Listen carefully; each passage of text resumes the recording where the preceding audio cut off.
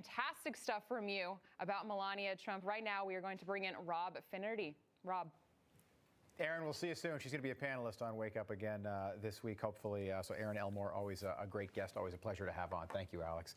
Our next guest has been criticized for his stance on the Derek Chauvin case, claiming differently that fatal shootings that we've seen recently. All right, he's got a history of suing police departments for misconduct, and he's won those cases. And joining us now is civil rights criminal defense attorney Brian Dunn. Brian, good morning. Nice to have you on Wake Up America. According to reports, an unarmed man, and this is just sort of happening, but an unarmed man was shot by a Virginia deputy who gave him a ride home earlier that night. This guy was on the phone with a 911 dispatcher, and body cam footage shows that this video is not like the one in Columbus, Ohio. This is really difficult to see. It's grainy, it's dark, it's 3 in the morning. But the deputy apparently thinks that a cordless house phone, which most people don't even have anymore, was actually a gun, shot him up to 10 times. What are you seeing when it comes to this case? Well, one of the most important things, Rob, is that we're not seeing as much as we should be seeing. And usually when we have any kind of video, whether it be a body camera or a video that comes from a premises, we're not seeing the whole picture. It's very rare that we'll have a situation like Floyd where we could see literally pretty much everything in lurid detail. So it's kind of hard to find out what really happened based only on the video. The other thing that makes ascertaining what exactly happened in there kind of difficult is because we don't have a really strong sense of the backstory. Right. There was probably an extensive period of time when these gentlemen were alone together, and some of the things that were being said might have motivated some of the actions that later transpired. And we just don't know. Yeah, go ahead. Yeah. No, I was going to say a couple of quick questions. I want to know what you think of the Derek Chauvin verdict before we get into a little bit more about that. Did you agree with the verdict, though, last week? I did.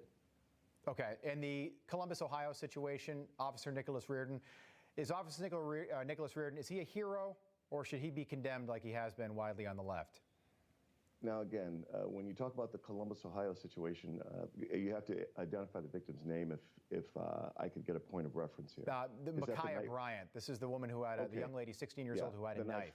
Yeah. Yeah, that is one of the cases where I think that anyone looking at the situation objectively, to the extent that you can see, and I think you can see it pretty clearly on the camera, it appears as if she's literally in the process of attempting to stab someone. And under those circumstances, it does fall in that narrow window. And we're always talking about what is an imminent threat. And what people always seem to understand is that it's not always one way or another way. You have to look at each case on its own merit. And officers are entitled to use deadly force only under narrow circumstances when they're facing an imminent threat of death or serious bodily injury.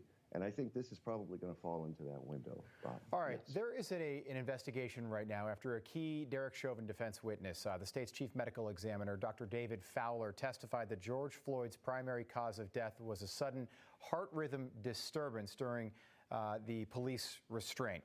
What do you think this is going to mean when it comes to a possible appeal?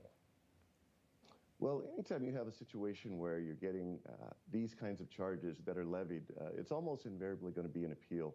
The question always is, was there some kind of a mistake at the trial court level that violated a particular defendant's fundamental right to fair trial? I mean, they're all due process cases. And you have to usually show something pretty big. And that would have to come in the context of an very large error that is made either in the way the jury is instructed, evidence that was let in that shouldn't have been let in. And when we start looking at the battle of the experts, where all of the science that came in on both sides, I think that it's going to be difficult to find enough to overturn this verdict. There's always going to be something that could have been done one way or another, but to overturn a verdict would take a lot more than I think we have here. Congress is trying to pass the George Floyd Justice and Policing Act, and we'll see where that goes in Washington, but a long way to go before something like that passes. Brian Dunn, thank you so much for being with us. We appreciate it. Good to see you. Thanks for having me, Rob. All right, stay with us. We've got a multi-layered hero.